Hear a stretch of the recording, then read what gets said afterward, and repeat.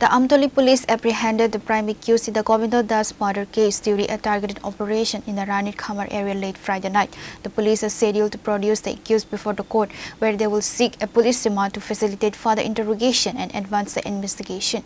According to reports, Govindo Das, a resident of the Kalimata Sangha area, was severely assaulted by attackers in Ranit Khamar at night. He was rescued and rushed to Jibiban Hospital in critical condition, where he succumbed to his injury early Sunday morning. The OC of the Amtoli police station stated that a formal case has been registered and the prime accused has been apprehended.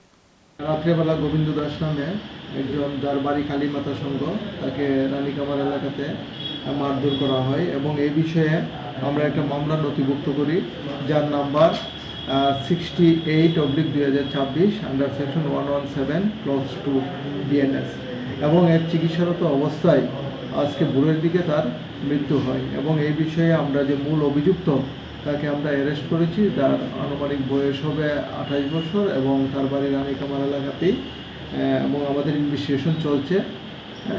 আগামীকাল তাকে আমরা একটা police remand চেয়ে আদালতে প্রেরণ করব। Reporter Amir from Agantla, Chini Khora.